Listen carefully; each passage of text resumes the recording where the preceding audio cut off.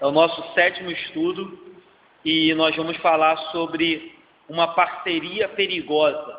Nós temos tratado toda quinta-feira na parceria entre homem e mulher, e o título do nosso estudo diz que homem e mulher devem ser parceiros no reino de Deus.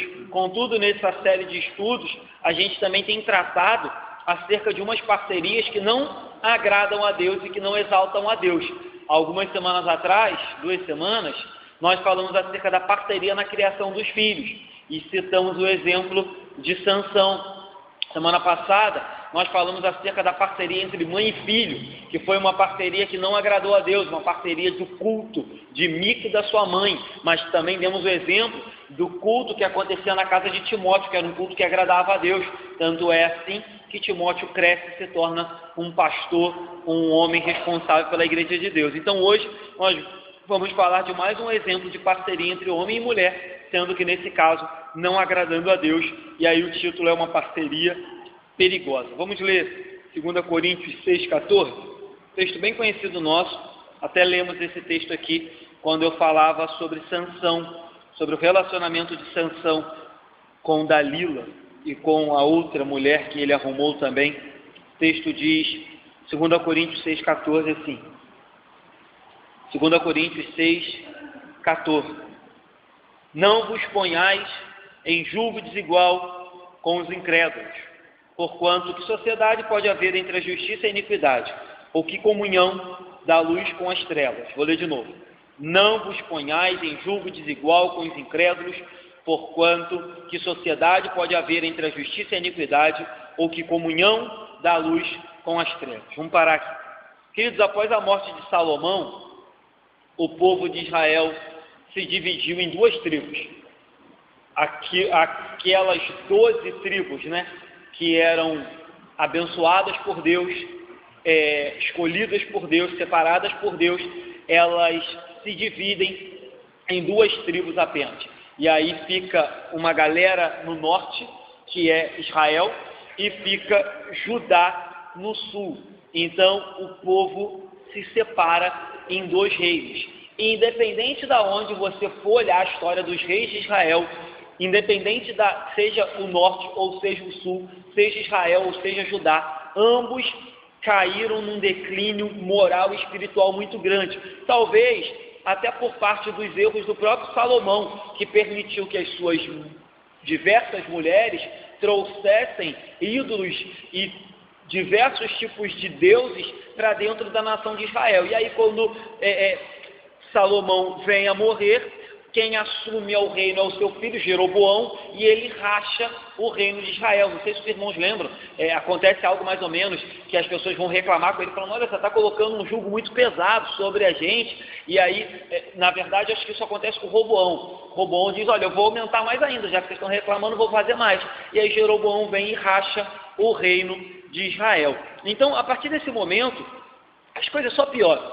Quem se vende a princípio, logo de início, é Israel. Mas depois a tribo de Judá vai também seguir os caminhos da sua irmã, que é Israel, e vai também se vender. E o que colabora e incentiva muito isso é que Jeroboão, ele cria 2 bezerros.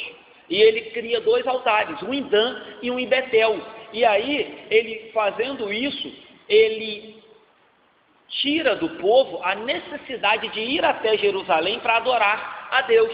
E aí, assim sendo, o povo escolhe para si, a semelhança do que falávamos semana passada, sacerdotes a seu bel prazer, adoração como bem entendia, até porque agora eles tinham cada um seu bezerro, cada um seu altar, um em Dan, outro em Betel, e eles simplesmente adoravam de acordo com o seu bel prazer. Tanto é assim que quando chega lá no Novo Testamento, lembra que a mulher chega para Jesus e fala, Senhor, aonde que a gente tem que adorar? Porque uns dizem que é em Betel, outros dizem que é em Samaria, outros dizem que é em Jerusalém, que verdadeiramente eles deveriam ir para Jerusalém. Contudo, o povo estava tão perdido que já não havia mais uma verdade absoluta. Uns adoravam em Dan, outros adoravam em Betel, outros adoravam em Samaria, outros iam para Jerusalém, outros continuavam oferecendo sacrifícios em altar de ídolos, ou seja, a nação estava perdida. E nesse ciclo de perdição, a situação se torna, ou a situação, ou a parceria perigosa, vai se mostrar bastante perigosa na vida de um dos reis de Israel, principalmente, quero citar hoje, o rei Acabe e a sua esposa Jezabel, uma parceria perigosa que a gente sabe um pouco da história, no que vai dar o desenrolar. Acabe, ele era filho de um rei de Israel, claro, né? Ele se tornou rei de Israel por assunção ao trono depois da morte do seu pai. Seu pai era um camarada chamado Onri. Ele está em 1 Reis 16, no versículo 25. E aí, quando a Bíblia vai falar do pai de Acabe, ele era um rei muito forte politicamente e militarmente falando. Contudo, quando você lê 1 Reis 16, 25, olha o que o texto diz do pai de Acabe. Fez Onri o que era mal perante o Senhor. Fez pior do que todos quantos foram antes dele. Ou seja, a Bíblia nos diz que o pai de Acabe era um camarada que, apesar de ser um rei forte, militarmente e politicamente, era um camarada completamente fraco espiritualmente, ou talvez desviado espiritualmente. E assim sendo, o que acontece? Acabe cresce e se assemelha a quem? A seu pai. Acabe provavelmente cresceu ouvindo falar da lei de Deus. Contudo, na hora de executar, na hora de colocar em prática, ele deu mais ouvidos, ou melhor, ele imitou aquilo que ele tinha como exemplo. Lembra que semana passada eu falei aqui sobre criação de filhos? E eu disse que de nada adianta você querer exigir que seu filho leia a Bíblia, ore, venha na igreja, se você não é exemplo. Então, o exemplo, ele fala muito. O exemplo, ele diz muito para os filhos. Então, de nada adianta um discurso bonito, mas uma prática e uma atitude incoerente, hipócrita. Logo seus filhos vão crescer e vão começar a fazer esse paralelo. Pô, meu pai fala uma coisa e faz outra. Quer cobrar de mim uma coisa, mas ele mesmo não faz. Logo, a sua autoridade vai ser diminuída com o passar dos anos e você vai ver filhos daqui a pouco que vão se rebelar porque a sua prática não condiz com o seu discurso. Você fala uma coisa, mas não vive aquilo que fala. E assim era na vida de Onri. Provavelmente ele deve até ter ensinado para Acabe a lei de Deus. Contudo, o texto é bem claro em dizer que ele foi pior do que todos os outros que vieram antes dele. Assim sendo, Acabe cresce e aumenta a perversão do seu pai e anda pelos caminhos do seu pai.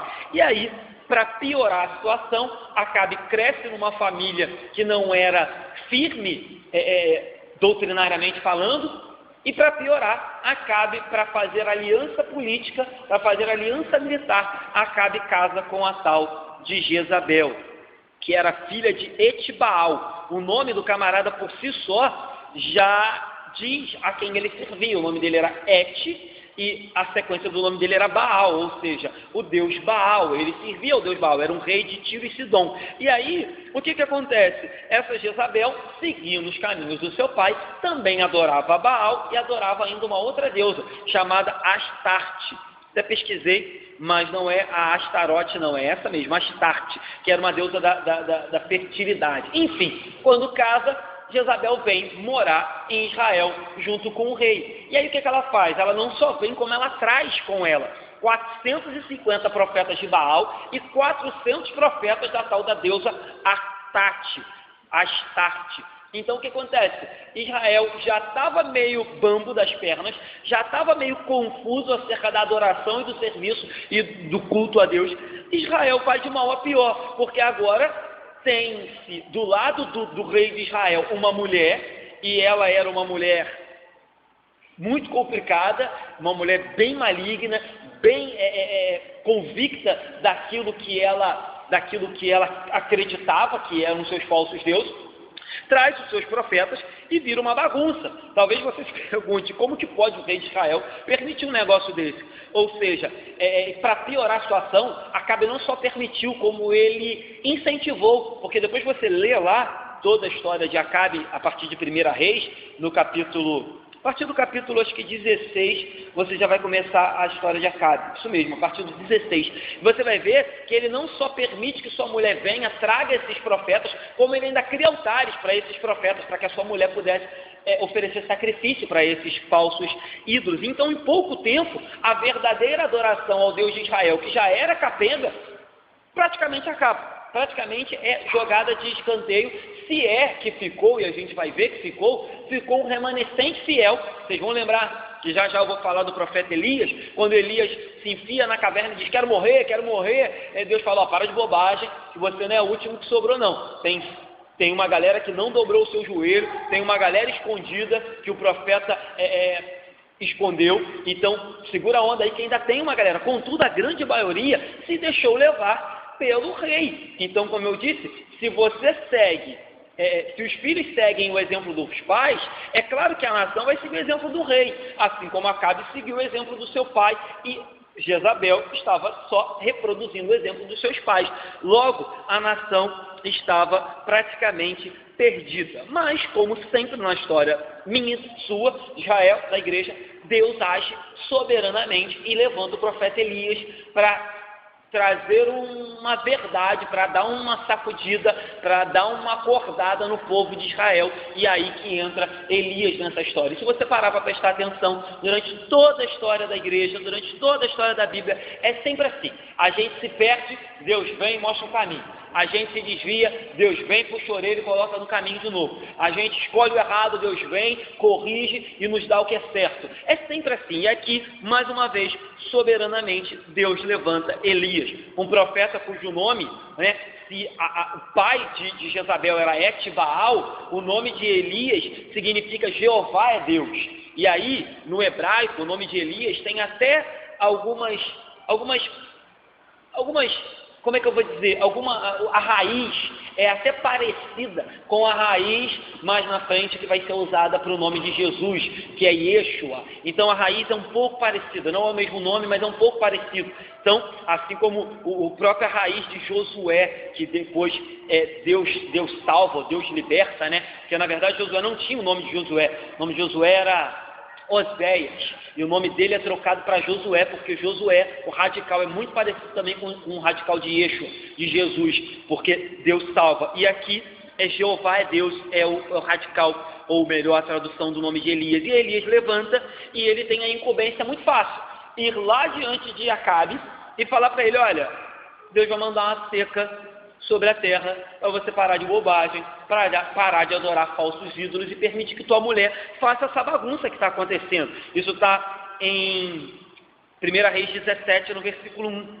A gente leu o 16, agora está no 17, por isso que eu disse que a história ela começa no 1 Reis 17, depois se quiser ler em casa. 1 Reis 17, 1 diz assim, então Elias, o tesbita dos moradores de Gileade, disse a Acabe, tão certo como vive o Senhor, Deus de Israel, perante cuja face estou, nem orvalho, nem chuva haverá nestes anos, segundo a minha palavra. Então essa era a missão, Diferente de muitos, e aí um breve comentário, que a gente já falou muito sobre isso aqui na igreja, diferente de muitos daqueles que se dizem profetas nos dias de hoje, que a única coisa que fazem é profetizar bênção, vitória, carro novo, dinheiro e outras coisas mais, a profecia de Elias era justamente uma profecia de denunciar pecado, de botar o dedo, não literalmente, mas botar o dedo na cara do rei e dizer, olha, vai haver uma grande seca por causa dos seus desvios e dos seus erros.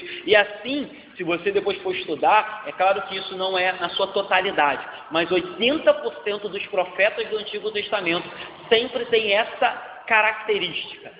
Eram levantados para dizer para o povo, olha, vocês estão errados, olha, vocês estão vivendo um caminho tortuoso, olha, vocês estão vivendo uma vida desviada, se arrependam. Sempre era assim. Contudo, hoje em dia a gente vê, é bem diferente. E aí, qual foi a reação de Jezabel? Não poderia ser outra. Você vai perceber que nessa parceria, Acabe é um camarada meio que omisso. A gente falava um pouco sobre isso semana passada também, que pais não deveriam ser omissos na criação dos seus filhos, porque a mãe de Mica era uma mulher omissa e ainda concordou, incentivou o pecado do seu filho. E aqui acontece mais ou menos isso. Acabe era um camarada omisso e frouxo, espiritualmente falando. Já Jezabel não, Jezabel, como eu disse, ela era terrível, e ela tinha convicção do que ela cria. E aí a gente já faz um paralelo, Lembra que o texto que eu li no início falava que nós não deveríamos nos juntar em julgo desigual. E aí, por quê? Fazendo um paralelo com isso.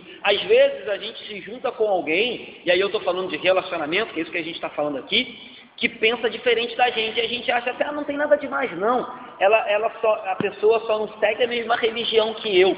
Contudo, às vezes essa pessoa tem muito mais convicção do que você, daquilo que ela crê, do que você tem no seu Deus. Então assim, eu vou me juntar com fulano, mas não tem nada demais não. Fulano, ele adora outros deuses, contudo, ele me respeita. Contudo, daqui a pouco você vai ver que fulano tem muito mais convicção, certeza, é muito mais convicto da sua idolatria do que você é do seu Deus. E aí o que acontece? Fulano começa a dominar, fulano começa a ocupar um lugar de destaque e a oprimir mesmo aquele crente que achou que dava para ter um relacionamento com outra pessoa que não era crente. E é o que vai acontecer aqui. Acabe é praticamente engolido por Jezabel. Acabe, ele realmente é omisso, mas Jezabel rapidamente levanta-se. Ela não era rainha de nada, né? Naquela época a mulher não tinha esse poder, Acabe tinha, mas quem mandava era Jezabel. Jezabel levanta e diz: olha, avisa para Elias que dentro de um dia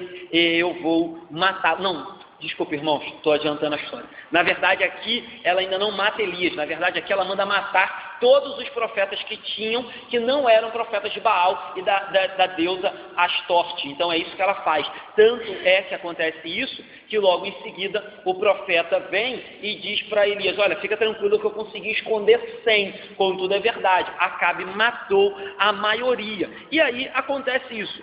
3 anos e meio, se eu não me engano, ou 3 anos, sem chuva nesse período. E quando a chuva vai voltar, Deus manda que o próprio Elias volte para agora dizer para Acabe: olha, agora, de novo, eu volto para dizer que Deus manda dizer que a chuva vai voltar. Isso era uma oportunidade para Acabe, quem sabe, colocar a mão na consciência e falar: caramba, esse camarada é profeta de Deus mesmo, esse camarada está falando em nome de Deus, eu tenho que me consertar, porque ele disse que não choveria, não choveu durante todo esse tempo. Agora ele volta aqui para me dizer que vai chover, e logo em seguida a gente vai ver que a chuva desce, e era um motivo, era uma oportunidade que Deus estava dando para Acabe. Contudo, vocês vão perceber que Acabe não reconhece isso, pelo contrário, Acabe chama Elias de perturbador de Israel, e aí com muita autoridade, Elias diz: não, quem está perturbando Israel é você, permitindo que falsos deuses sejam adorados aqui. É muito legal que ele responde, ele não fica quieto. Acabe chama ele de perturbador, ele diz: não, se tem alguém que está perturbando alguém aqui, esse alguém é você, que está desviado, eu estou só fazendo aquilo que Deus me mandou. E aí sim, Elias vai e propõe um desafio: já que vocês não estão crendo muito nas minhas palavras, junta lá no Monte Carmelo todos os profetas lá de Baal, que eu vou subir, e a gente vai ver quem é Deus, quem é o Deus vivo. E aí Elias manda chamar o povo também, para que o povo fosse testemunha do que ia acontecer, e a gente conhece um pouquinho da história. Elias falou: olha, eu vou deixar vocês aí, deixar vocês tentar, tenta aí, monta-se um altar, joga-se água no altar, né, para dificultar mais ainda que o fogo pegasse, molha-se o altar, e Elias começa até a zombar dos profetas de Baal, que ele diz: olha, eu acho que Baal foi no banheiro, é isso que diz o original. Né? A nossa tradução diz: eu acho que Baal está dormindo, eu acho que é isso que diz a nossa tradução, mas o original, Elias diz: eu acho que Baal está no banheiro fazendo necessidade, por isso que talvez ele não esteja aqui para atender vocês. E os profetas se cortam, os profetas plantam bananeira, contudo nada acontece, e com uma única palavra desce fogo do céu a mando de Elias, consome o holocausto. E aí, de forma muito superficial, o povo rapidamente começa a adorar a Deus, começa a dizer que o Senhor era Deus e que verdadeiramente o Senhor tinha feito aquilo. Contudo, você vai perceber com a leitura que aquilo era um reconhecimento superficial, porque logo logo o povo mais uma vez vai voltar. Sabe por quê? O povo até não queria colocar a cabeça a prêmio.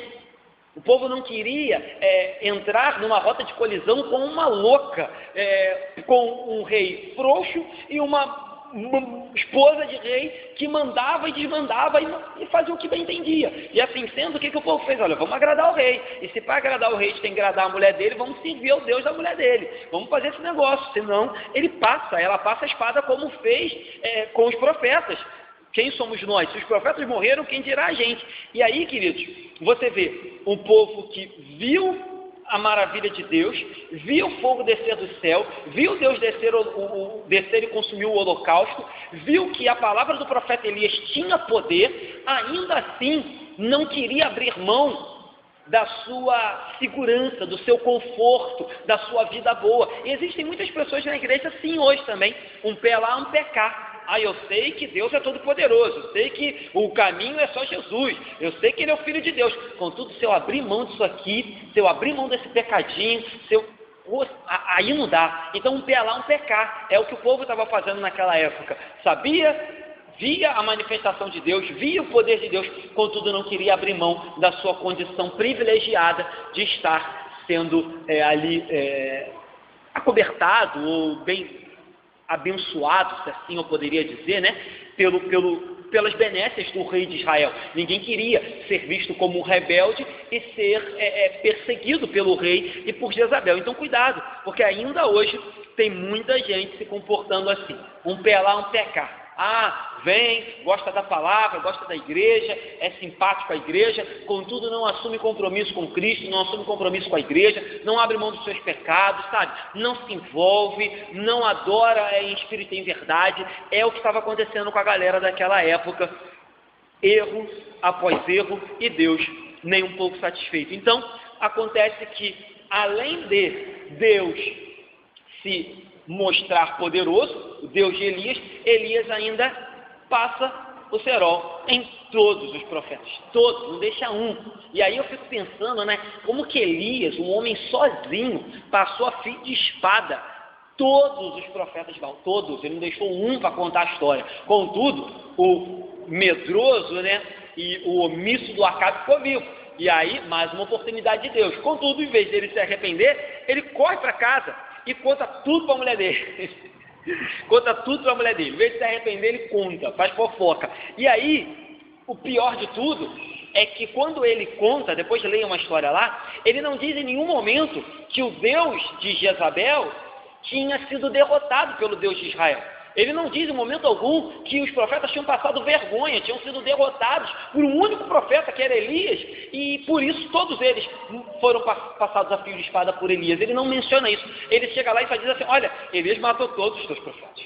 Ou seja, ele contou apenas a parte de Elias, mas ele não disse que o que aconteceu ali foi uma manifestação de Deus, um juízo de Deus, foi a mão de Deus, a ira de Deus derramada sobre aqueles profetas. E aí Jezabel, claro, Elias para ela era um mero homem. Ela não ouviu nada acerca do Deus de Israel, porque Acabe omisso não falou. Ela diz: foi Elias que fez isso, então diga. Aí sim ela diz que de amanhã ele não passa.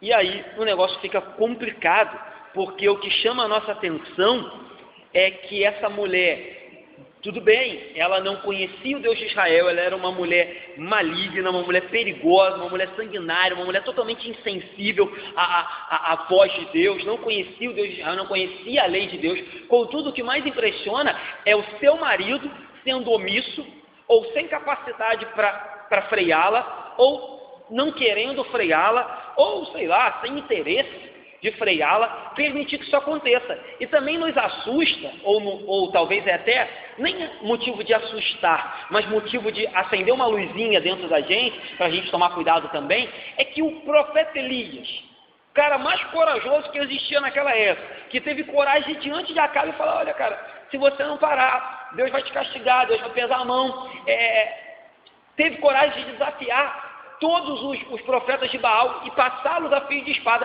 Quando ele escuta essa palavra de Jezabel, ele corre, tem medo e foge.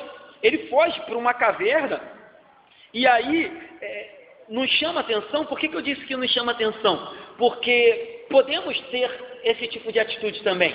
É uma atitude que às vezes nos traz um pouco de perplexidade. Poxa, logo Elias, contudo isso pode acontecer com a gente. Termos momentos de vitória, termos momentos de experiência com Deus, termos momentos em que vimos Deus descer fogo do céu, operar poderosamente na nossa mão, por meio da gente. Contudo, basta uma palavra, basta uma ameaça, basta um vento para que a gente faça igual a Elias. Esquece tudo que Deus acabou de fazer, sente medo e corre para uma caverna. Cuidado, se o profeta de Deus, Elias, um homem extremamente usado por Deus, passou por essa situação, um homem que teve peito de exortar Acabe, responder a Acabe e ainda enfrentar 450 homens, agora estava com medo de uma única mulher. Realmente, essa mulher era diabólica, a gente sabe disso. Contudo, Elias deveria ter feito a mesma coisa que ele fez anteriormente, consultado o Deus de Israel. Ele disse para Acabe, no versículo 1 do capítulo 17, o Deus de Israel, perante cuja face estou. Ou seja, alguém que estava perante a face de Deus,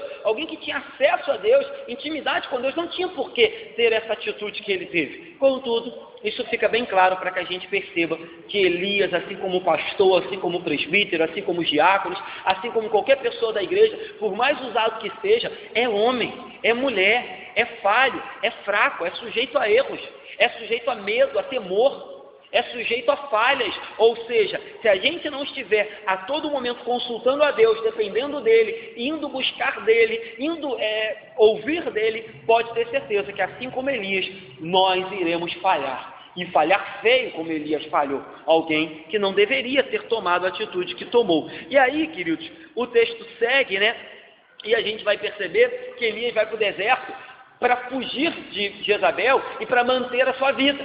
Contudo, olha que coisa louca, ele foge para não ser morto por Jezabel. Aí chega uma hora que ele vira para Deus e fala assim: Senhor, me mata logo, não quero mais viver não. Ou seja, ele estava totalmente perdido. Como pode? Alguém que tinha acabado de ser usado por Deus está completamente perdido, foge para não ser morto. Aí quando chega no deserto fala: Senhor, me mata. E Deus tem que alimentá-lo por meio de corvos, visitá-lo, animá-lo, colocá-lo de pé, exortá-lo, puxar a orelha dele para que o profeta lembrasse quem era o Deus que estava usando ele. Então cuidado com isso, certo? Então Elias volta mais uma vez e encontra o casal Acabe e Jezabel. E agora ele mais uma vez vai exortá-los e num outro pecado. Agora o pecado, não sei se os irmãos vão lembrar, era por causa da vinha de Nabote. Acabe, eu disse, omisso, camarada sem pulso nenhum, sem liderança nenhuma, sem maturidade espiritual nenhuma, sem conhecimento nenhum da lei de Deus, ele afirmou que queria a vinha de Nabote. E Nabote falou que não ia dar, porque era o direito dele, de família e tal. Enfim, Jezabel deu um jeitinho, matou um, matou outro, fez o que tinha que fazer, e Acabe vai lá, como um bebê chorão que queria uma vinha, e toma conta da vinha que era de Nabote. Mas aí, claro, Elias, como um bom profeta, não fica quieto e vai diante de Acabe. Vamos ver o que ele fala? Está lá no capítulo 21. Vamos ver qual é o tipo de profecia que ele dá para Acabe, e aí os irmãos vão ver que é muito diferente das que a gente escuta hoje por aí. A gente faz uma profecia dessa aqui, nego apedreja a gente. 1 Reis 21, diz assim, ó: Eis que trarei o mal sobre ti. É Deus que está falando para Acabe. Arrancarei a tua posteridade, exterminarei de Acabe a todo do sexo masculino, quer escravo, quer livre, em Israel. Ou seja, falou que ia destruir a família dele, que não ia ficar ninguém. Farei de ti, da tua casa, como a casa de Jeroboão, filho de Nebate, e como a casa de Baza, filho de Aias, por causa da provocação com que me irritaste e fizeste pecar a Israel. Também de Jezabel falou o Senhor: os cães devorarão Jezabel, dentro dos muros de Jezreel. Quem morrer de Acabe na cidade, os cães o comerão, e quem morrer nos campos, as aves dos céus comerão. Ninguém houve, pois, como Acabe, que se vendeu para fazer o que era mal perante o Senhor, porque Jezabel, sua mulher, instigava. Que fez grandes abominações, seguindo os ídolos, segundo tudo que fizeram os amorreus, os quais o Senhor lançou de diante dos filhos de Israel. Ou seja, uma profecia de leve, né? Assim, básica. Então você vê, primeira vez que ele foi diante de Acabe, foi para exortar. Na segunda vez ele volta, exorta de novo, e ainda faz um desafio aos profetas. Agora ele vai pela terceira vez diante de Acabe, e exorta e ainda diz essa profecia: olha, Acabe, não vai ficar um homem sequer da tua família, um sequer, e os cães ainda comerão você, e se morrer fora, serão as aves, tua mulher, a mesma coisa. Ou seja, a profecia tinha vindo, e aí, mais uma vez, momentaneamente, aí eu queria chamar a atenção para isso também, queridos. Cuidado, tá? Com arrependimento momentâneo, cuidado com esses arrependimentos fingidos, só na hora que o calo aperta, só na hora que a mão de Deus bem pesada, porque rapidamente Acabe vai proferir um arrependimento. Ele diz assim, ó: tendo Acabe, 27, ouvido estas palavras, rasgou as suas vestes, cobriu de pano de saco o seu corpo e jejuou. dormia em panos de saco e andava cabisbaixo. E aí ele se arrepende rapidamente, com medo do que Elias tinha acabado de profetizar. Contudo, nós vamos perceber lá na frente, no capítulo 22, que o seu arrependimento era superficial. Porque lá no capítulo 22, no versículo 8, ele diz que odiava ao profeta Elias, ou seja, se ele tivesse verdadeiramente se arrependido, ele não odiaria Elias, mas sim ele teria respeito pelo profeta, porque foi um homem usado por Deus para abrir os olhos dele acerca da besteira que ele estava fazendo. Certo? E assim é o que acontece às vezes quando algum irmão é disciplinado, ou quando um irmão é exortado, quando o pastor chama a atenção de alguém, o camarada que fica com raiva do pastor, na verdade o que ele está mostrando é que ele não está entendendo nada acerca da disciplina e de que Deus está querendo consertá-lo, corrigi-lo. Mas aquele que recebe de bom grado a disciplina, a exortação e a repreensão, ele entende, não, fulano está sendo só usado por Deus para repreender o meu pecado, para que eu venha mudar de vida. E não é isso que Acabe faz, porque lá no capítulo 22, no 8, ele diz assim para o rei Josafá, versículo 8, respondeu o rei de Israel a Josafá, há um ainda, porque ele começa a perguntar, não tem outro profeta aí não, Israel? Porque eles iam subir para uma guerra. E aí, olha o que ele diz, não há outro profeta ainda pelo que se possa consultar o Senhor?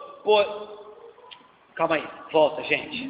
Versículo 8, respondeu o rei de Israel a Josafá, há um ainda pelo qual se pode consultar o Senhor, porém eu o aborreço aqui é odeio, eu odeio, não gosto dele, porém eu o aborreço, porque nunca profetiza de mim o que é bom, mas somente o que é mal.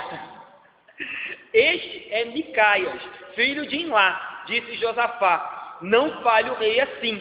E aí você vê, ele diz, olha, tem um que eu não quero saber dele, porque ele só fala coisa ruim, nunca traz uma profecia de conforto, de autoajuda, de vitória, só puxa a minha orelha. Mas tem esse aqui, ó, Micaías, esse aqui vai profetizar a nosso favor. E aí o rei Josafá parece que tendo um momento de noção, de sensatez, diz, não fale o rei assim, ou seja, você não deveria falar assim do profeta de Deus, você não deveria falar assim do homem de Deus, você deveria refletir acerca das profecias que ele está te dando, mas você prefere odiá-lo, porque isso é muito legal, gente, porque isso representa muito a postura de muitos crentes de hoje em dia na igreja. Não gosto de fulano, porque ele só profetiza de mim o que é mal, não diz nada de bom, sabe?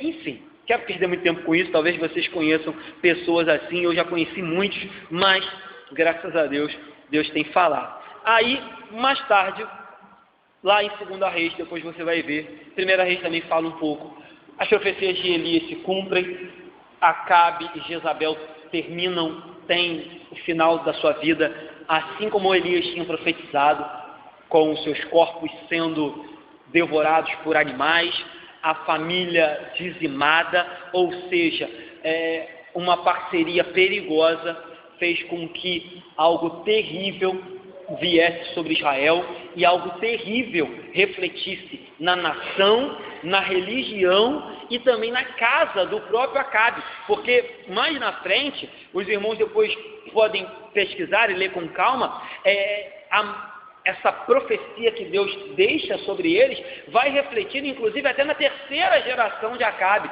porque os seus filhos e os seus netos vão seguir a semelhança de Acabe e da sua mãe, Jezabel, a mesma idolatria, ou seja, esse relacionamento já começou fadado a um fracasso, já começou fadado a um problema, porque era de conhecimento de todos, que era proibido um israelita, ainda mais um rei de Israel, alguém que seria rei, Acabe, de Israel, casar com alguém que não fosse do povo de Deus. E aí, trazendo para os dias de hoje, mais uma vez, é falado, pregado, repetido, por diversas vezes, que não é legal que os cristãos se envolvam ou tenham um relacionamento com aqueles que não são. Mas ainda assim, a maioria dos jovens insistem em fazer. E aí, queridos, como eu disse há 2 semanas atrás, que cada um colha os frutos daquilo que está plantando. Contudo, o meu papel e o papel daqueles que são pais é orientar. Ah, pastor, existem casos em que dá certo. É verdade. Existem casos em que dá certo. Pode falar.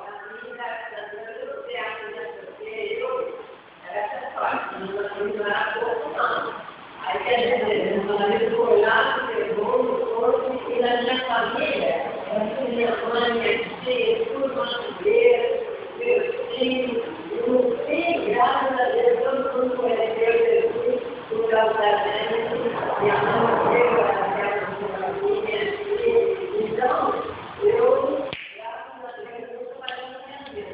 Sim, é justamente o que eu ia falar. Há exceções. Há exceções. Contudo, a história de Meuri é um exemplo de uma exceção. Contudo, a história dela não pode servir de regra, certo? Com base na história dela, as pessoas não podem falar, deu certo com o Meuri, vai dar certo comigo. Deu certo com o fulano, vai dar certo. Ou seja, Deus pode fazer como fez na vida de Oswaldinho e Meuri? Pode, mas aí é soberania de Deus, é graça de Deus, é operação de Deus. Contudo, se a gente for olhar, a verdade é que na grande maioria dos casos o que acontece é o contrário. É o contrário. E na verdade, a regra é o que a gente leu em 2 Coríntios para começar o culto. A regra é, não se envolva em julgo desigual. Essa é a regra. Isso é o padrão bíblico.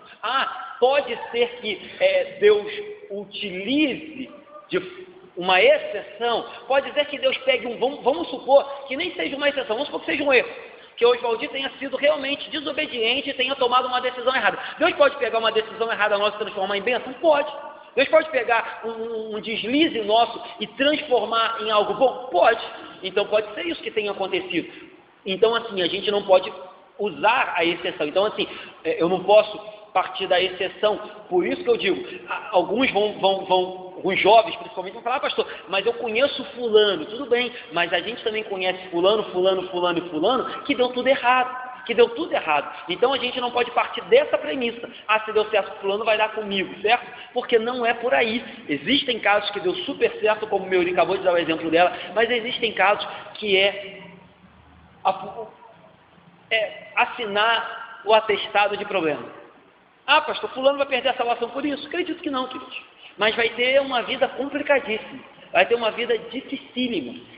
Queira Deus fazer como fez na vida do Meuri e do Oswaldinho. Mas se Deus não fizer, vai ser uma sequência de erros, uma sequência de desentendimento, uma sequência de problema, uma sequência de discussão, ou quem sabe nem discussão, mas indiferença. E aí, eu sei que a vida não é rosa, não é pintadinha, lápis de cor. Algumas coisas acontecem no percurso da nossa vida, mas eu entendo, queridos, que deve ser muito chato, deve ser muito triste para uma esposa, ou para o marido, ou vice-versa, frequentar uma igreja sozinho, vir para a igreja sozinho, tentar educar seus filhos no caminho do Senhor sozinho. Ir, sei lá, às vezes para um retiro, ter uma atividade para fazer na igreja sozinho, sem ter o seu companheiro para acompanhar. Ou seja, as pessoas deveriam olhar, os jovens que ainda estão no momento de escolher e de tomar a decisão, deveriam olhar para esse tipo de solidão, de afastamento, de indiferença, sabe, de separação mesmo, e repensar os seus caminhos, porque talvez realmente a pessoa não seja uma pessoa ignorante, não vai se opor à sua religião, não vai criar problema, não vai atacar o seu Deus. Pode ser que tudo isso aconteça, mas talvez, e isso é o que acontece na maioria das vezes, a pessoa fala, olha, é você e o seu Deus para lá e eu continuo aqui com a minha vida.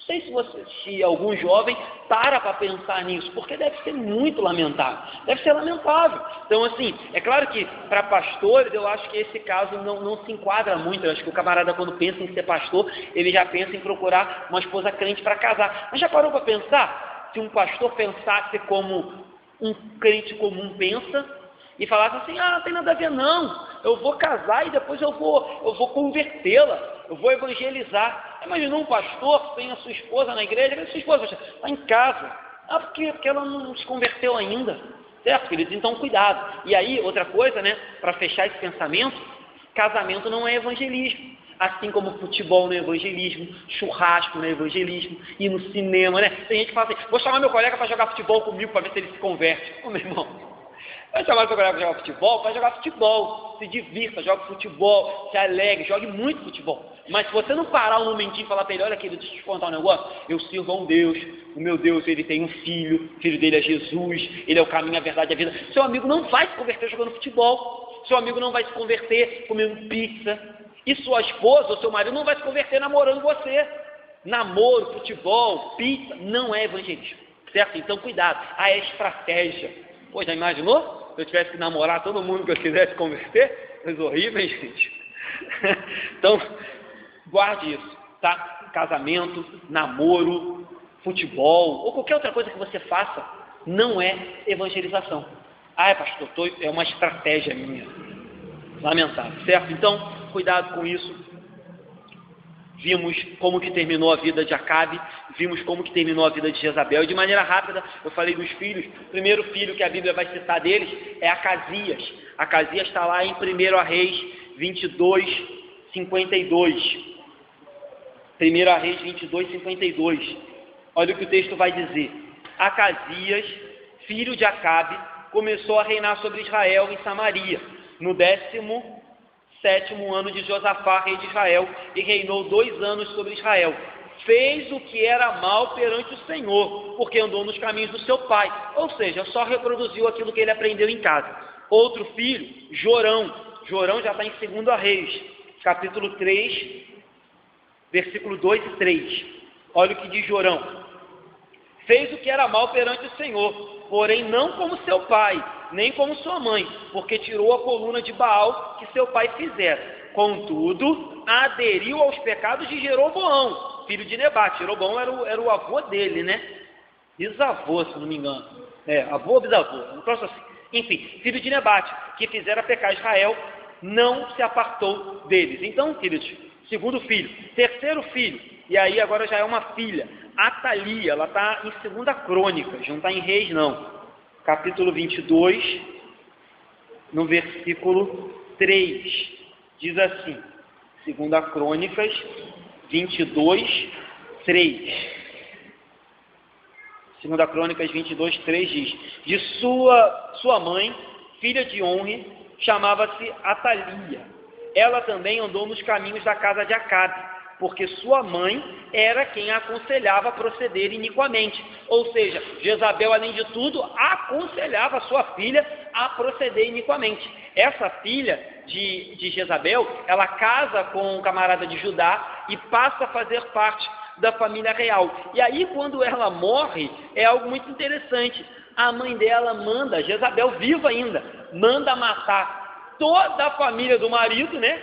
A Atalia era casada com um camarada de Judá. Jezabel fala o seguinte, mata todo mundo da família do meu genro, porque eu quero reinar como rainha. E ela manda matar todo mundo e reina durante um período como rainha. Ou seja, Jezabel de leve, tem nada demais, Acabe achou que ia evangelizar ela, que ia converter ela, só isso que ela fez, só essas coisas todas. E a Bíblia ainda cita em 2 Reis, não vou ler, no capítulo 10, do 1 ao 11, mais de 70 filhos de Acabe, que também todos tiveram o mesmo fim que seu pai e seus irmãos. A profecia se cumpriu, não ficou um homem sequer da linhagem de Acabe para contar a história. Tudo aquilo que o profeta tinha dito se cumpriu. Então essa parceria, esse casamento, esse relacionamento perigoso, não aprovado por Deus, queridos, foi desastroso. Afetou igreja, afetou o povo de Israel, porque o povo também foi conduzido ao erro, afetou a família, afetou as gerações, porque filhos, netos e gerações futuras reproduziram a idolatria e o erro dos seus pais, e o Senhor não tinha mais espaço nenhum na vida de Acabe, mesmo Acabe sendo rei de Israel, conhecendo a história de Israel. E aí, fazendo um paralelo nas nossas vidas, cuidado, porque tem muita gente que conhece a Deus também, conhece ao Senhor, contudo a sua casa não tem mais espaço para o Senhor, contudo na sua família, contudo na sua vida devocional, não existe mais espaço para Deus, e aí mora um problema. Pastor, não é preciso uma Jezabel não, queridos, não é preciso ser igual a Acabe, basta que você comece a jogar Deus de canto, e simplesmente, com o passar do tempo, permitir que Deus não seja mais, em hipótese alguma, o centro da sua vida, não seja mais adorado, não seja mais o dono da sua vida, e aí outros deuses possam tomar lugar da sua vida, como a gente bem sabe. Se eu não me engano, não sei se é Lutero ou Calvino, ele diz que o coração do homem é uma fábrica de ídolos. Quando a gente menos percebe, o nosso coração faz um ídolo. Quando a gente menos percebe, nosso coração está idolatrando o nosso emprego. Quando a gente menos percebe, nosso coração está idolatrando o nosso carro. Quando a gente menos percebe, nosso coração está idolatrando a nossa posição na igreja. Então, nosso coração é uma fábrica de ídolos. E se a gente não toma cuidado todos os dias, se a gente não vigia em família, se a gente não vigia essa parceria que a gente tem em casa, seja com filhos, seja com mulher, seja com marido, seja com os demais familiares, se a gente não atenta para isso, daqui a pouco o nosso coração já está cheio de ídolos e Deus já foi jogado de canto, como foi feito com Acabe e com Jezabel. E aí, meus irmãos, o futuro, ou o que nos reserva, provavelmente é o que sobrou para Acabe, para sua mulher e para toda a sua família. Um futuro bem complicado e bem terrível, com certeza. Não precisava ser assim, porque era um rei de Israel e Deus era o Deus de Israel. Tinha lá em Deuteronômio já falado acerca das bênçãos da obediência e daquilo que aconteceria, da maldição por causa da desobediência. E Acabe foi, de livre e espontânea vontade, obedecer e seguir os caminhos da sua mulher. Amém, queridos? Vamos parar aqui?